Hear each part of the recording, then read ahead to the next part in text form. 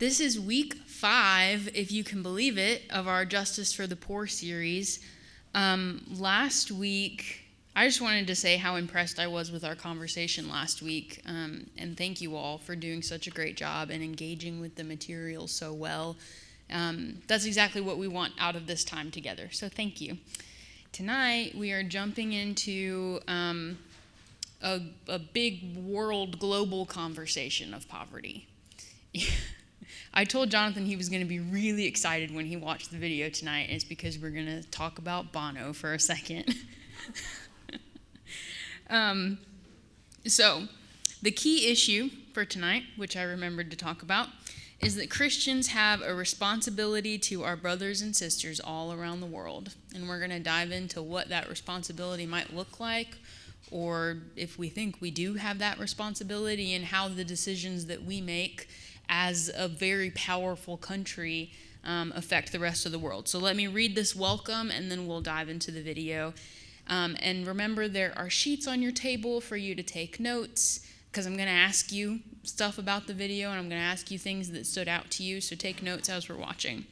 But here's what the welcome says. As goes the U.S. economy, so goes the world economy.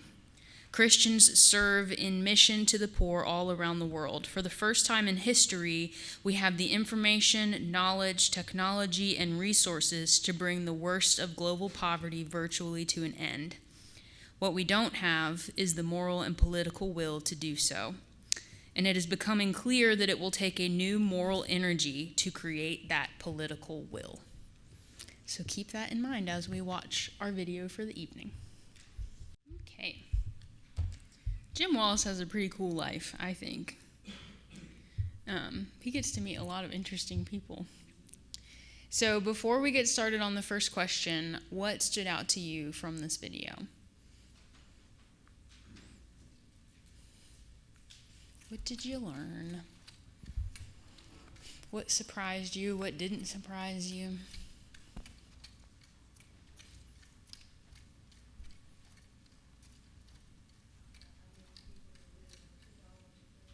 Joy said about how many people are living on $2 a day. What did he say, 3 billion? 3 billion. And these are statistics. This curriculum came out, I think, in 2010. So these are old statistics.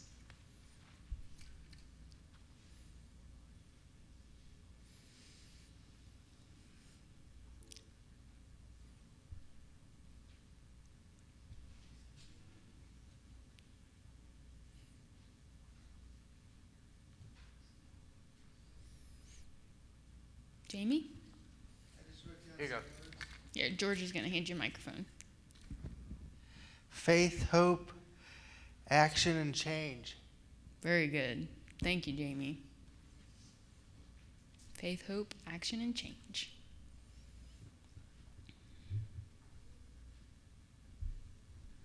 You guys got all talked out last week. Give me one more good one, and then we'll go to the question. Jim? I'm right here. Well, thank you, George. I thought, as I listened to him speak and thought about all this, it's that scripture about who has much is required. Mm-hmm. And I think of our country and the wealth that this country has. And with that wealth should come responsibility. And especially when it's so popular to claim we are Christians and be so proud of our, I'm just going to say it, military expenditures, which are totally out of proportion to the rest of the world. I think we need to do better.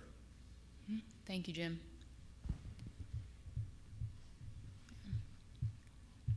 Well, I always love it when people mention Jubilee. It's one of my favorite passages in the whole Bible, and I'll talk about it whenever you ask me to, because it is such a radical and beautiful concept of forgiveness that heals everyone. So I I won't lecture about it right now because you're actually going to talk about it at your tables when you do the Bible study portion, but that's what stood out to me the most. Okay, let's dive into the first question. Why is it a Christian imperative that we pay attention to the travails or the struggles of the global poor? What are some ways in which the church has served the global poor? And this could be the church or this church, however you want to answer that. Why is this our problem?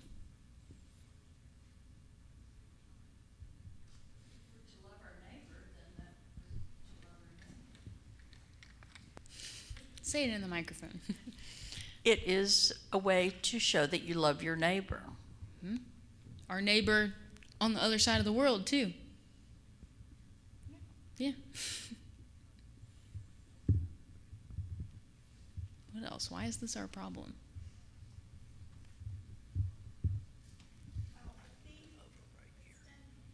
Okay.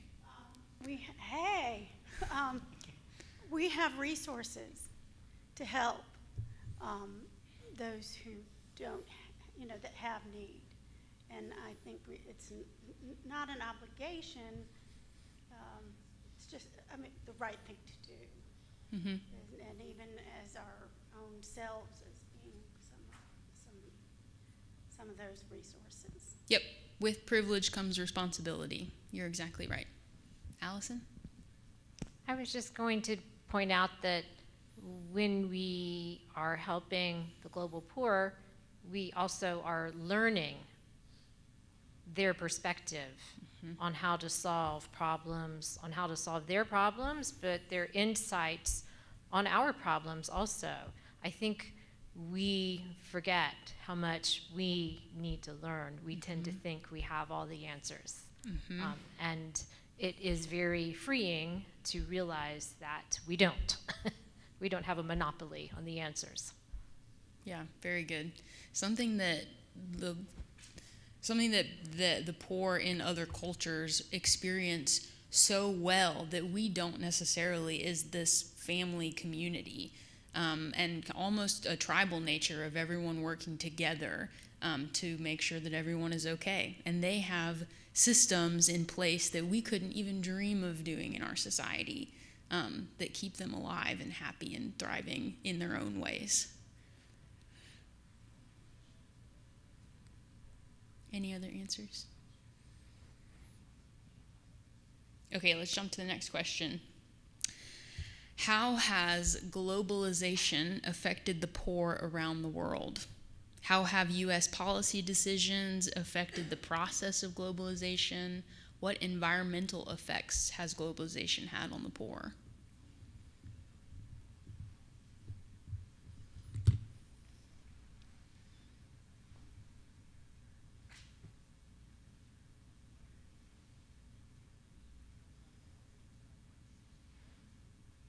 Okay, and let me get a good definition of globalization for you guys.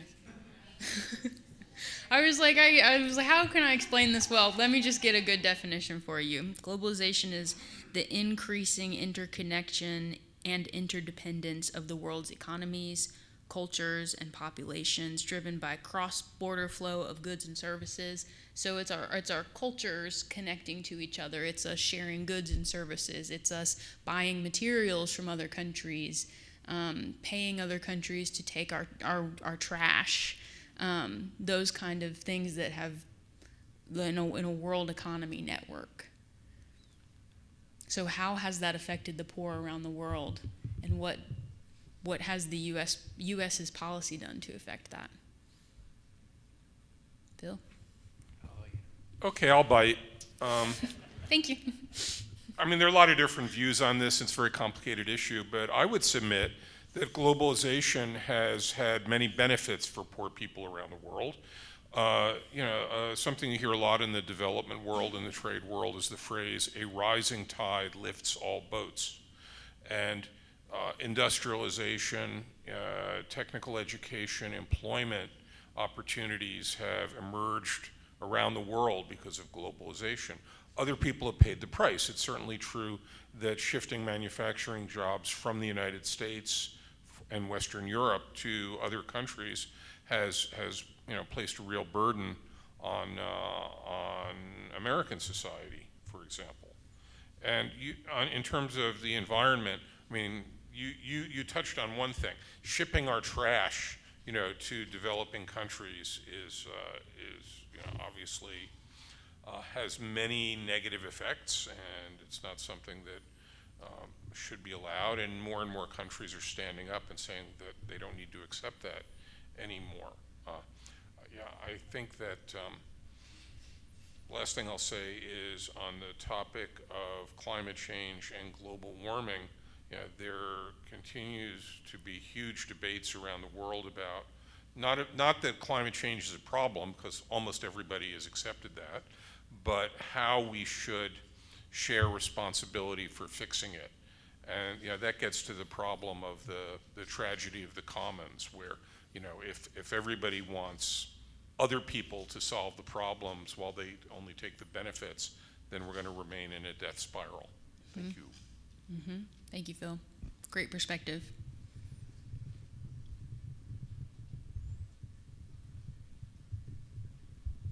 Anything else?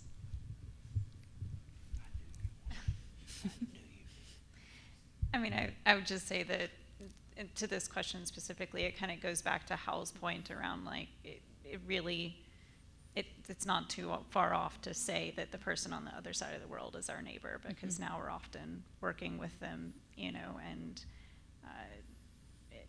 calling them for support on our iPhones or whatever, So I think it becomes even clearer how we're all very interconnected in ways that we didn't even realize. Mm-hmm. Mm-hmm.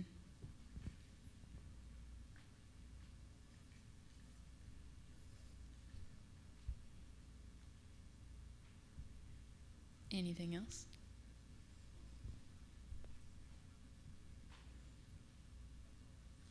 All right, let's jump to the next question. What are the Millennium Development Goals? And don't worry, I'm going to show you.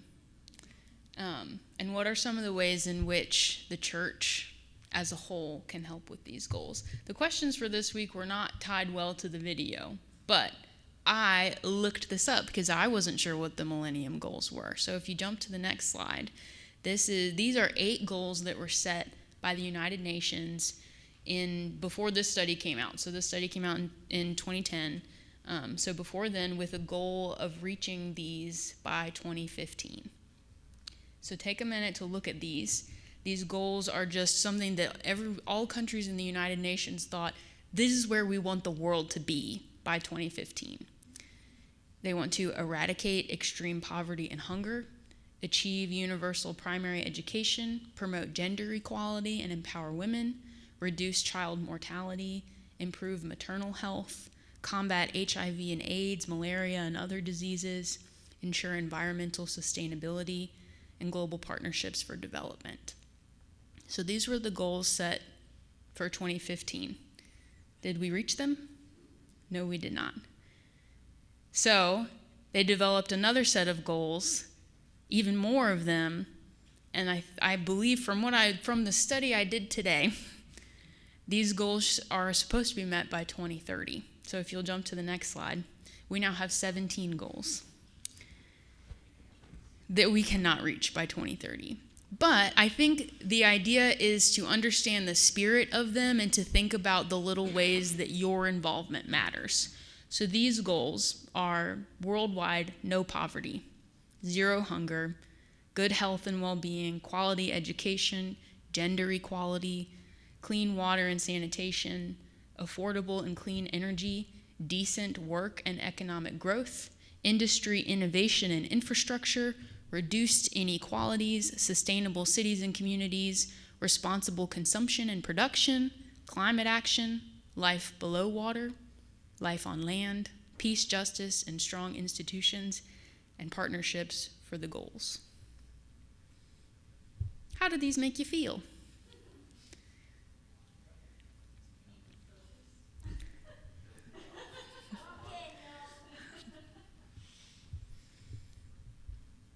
You guys are laughing and smiling. What do these make you feel? Biana? Okay. I was in Nigeria during the Millennium Goals and the implementation of those, and so, and somewhat these goals here. They're broad, they're huge, they are having some positive effect. They're also showing how lacking government systems are throughout the world to accomplish this, which is not necessarily a bad thing, because it does result in some change and improvement. But for me, and you guys know I'm a bit missions biased, but when the church is involved in a country globally in some kind of effort that touches on one of these topics, and that's been happening since 2000, it is more effective, and you see more developmental change. Doesn't always get to the country level where you're at, and it's just such a complex problem. But I have to constantly go back to, okay, the Bible is what calls us, God is what calls us to serve the poor and to care for the poor. And it's logical to expand that to worldwide, because even after the Millennium Goals were evaluated and data came in, a lot of the areas in some of the countries were actually worse than before they started doing anything, which was really frustrating for some of us there. But the flip side is it led to some improved planning, both in the countries and from the developed countries like the UK and Germany and France and the US, and maybe some shifts in direction. And so now there is continued work going on, and that's a good thing. It's a very good thing. But personally, we as the church, whether it's any church in the US, there is so much more we could do. And I don't want to start preaching, so that's enough said. What else? Allison? George, can you give it? Thank you.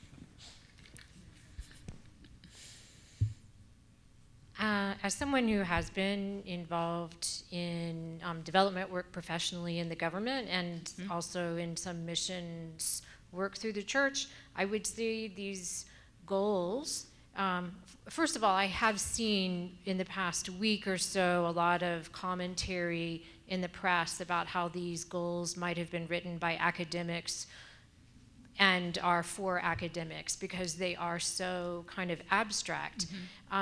But they're still good goals. Where I have seen the most exciting innovation and progress is when you are working with a local partner on the ground, like a church or an NGO, like Amani Sasi, I believe. They can, because they're on the ground, I don't know if it's because they are a church or they're just people who are working on the ground close to the problem, they can make progress in communities and every single one of these goals. Because if you have people on the ground pursuing local solutions, especially if they have the support of the church, it becomes more concrete. And I think as a Christian sitting in America, I get excited when I see local organizations that can do that. And it's exciting to give them money and make them more effective and more powerful with money, with resources, and with prayer. I think that's what I think of when I see these goals. I could go on, but I'll stop. Thank you, Allison. That's great.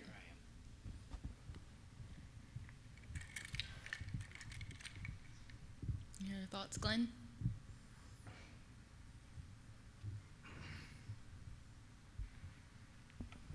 I was listening to the news and the war in Gaza. They're talking about the food that's just sitting blocks away, and they can't get it to the poor people, to the hungry people. And the governments of a lot of the countries, I've heard, are the major problem, because we try to give them the food, but the government says no. And talking about gender equality, tell that to Iran or Iraq, Saudi Arabia, they'll cut your head off. And how can you convince them of gender equality? Yeah. Well, thankfully, it's not my job to convince the Middle East of gender equality. Hard enough in Georgia. It is hard enough in Georgia. Yeah. There is a lot of gender equality around the world, and it is getting worse and worse and worse every day. There is a lot of starvation, whether it come from natural resources or from war happening, and it's getting worse and worse and worse every day. This set of goals, I believe, takes the people in power, the people in leadership, when they're making decisions, to look at these goals and say, is my next decision going to improve gender equality or make it worse? And then we'd hope they would make the decision for improvement. Is my next decision going to impoverish more people or pull people out of poverty? And we'd hope they'd make the decision to pull people out of poverty. But there is global conflict and disagreement for whatever reason, be it religious, be it economic, that keeps people, that keeps leaders, that keeps entire governments from making the decisions that will lead us to goals like this. And it's sad, and it's devastating, and it's something that we can pray about and help in the little ways that we have the power to in our little church in little Atlanta. So thank you for bringing up that point, Glenn. I don't have an answer. I don't think anybody in this room does. Can I offer one more thought, riffing off of what Allison and Biana were saying? Yeah, these are enormous burdens, enormous challenges, and I don't think government alone or the universities alone or the churches alone or corporations alone can get traction on this. Every institution has a role to play, and we make progress where these different kinds of institutions cooperate. The greatest progress on improving agricultural yields didn't come from people sitting around in conference rooms at the United Nations. It came from cow colleges doing research and development at the university level, and they got the money for that from taxpayers via governments. So there's lots and lots of room for cooperation on these endeavors. Thank you, Phil. Jim?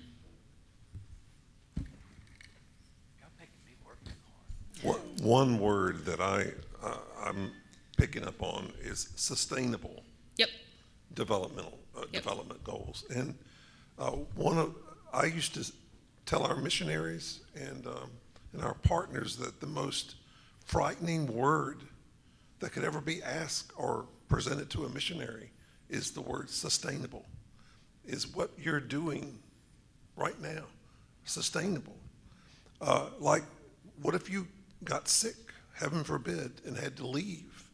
Would anything be left of all the good and all the money and all the time that you poured into this? And the best answer to that was actually in a group that my wife used to supervise, and that was the Rural Poverty Initiative for the United States. Started off with the 20 poorest counties in North America. And the methodology adapted early on for this was ABCD, assets-based community development. And it was so hard to get people to kind of relax and trust the locals. Invest in the locals, believe in the locals, live with the locals, and then find out what they have that they've overlooked and never been trusted with to add to improving their local community. And those people started to appear, and then they were encouraged, and then they started networking. I really think that's the way to make all of these sustainable. It can't be top down, right? And one ship arriving with one load of grain. But sometimes it does take outside encouragement, someone new arriving on the scene that just starts asking questions about, well, who can do this or that? And trusting them, encouraging them, and watching God work through lives. Yeah. Thank you, Jim.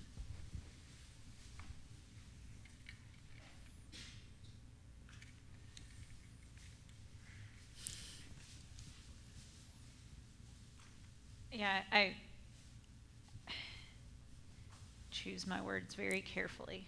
I think, and you and I have talked about this, like the struggle for me personally is often feeling overwhelmed and feeling like what my role is in enacting any kind of change. And often it's just like getting up out of bed and being a kind person that day, or trying. I do wonder, like, seeing these goals and seeing the environment that we are in right now, and how international aid has been pulled back in ways recently, sort of what the role, what people think about the role of the church in this specific time. Mm-hmm. I like what you said around, it not being a top-down approach, and I think that actually, like, we're built for relationships, right? Like, that's a good place for the church to fill in, and maybe it is a unique opportunity to make lemonade out of lemons, as they say. So, yeah, I no good answers and really struggling with all of it all the time. Mm-hmm.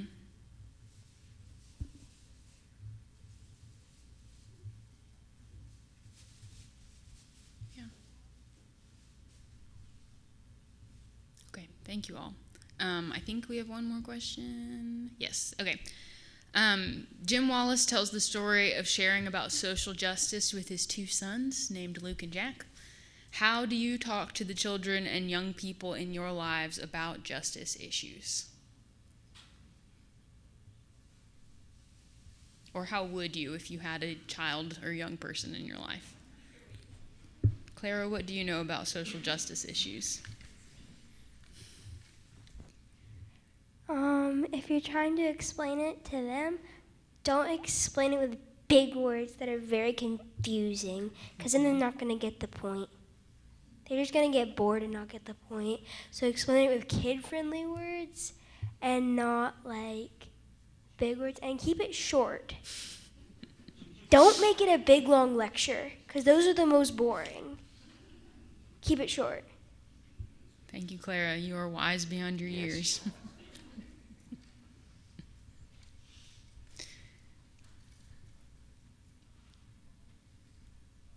How do you talk about social justice issues with kids or with people who maybe are going to struggle to understand?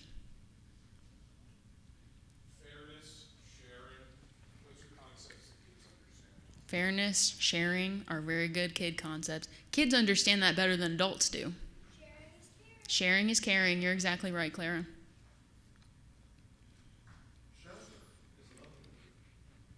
Shelter.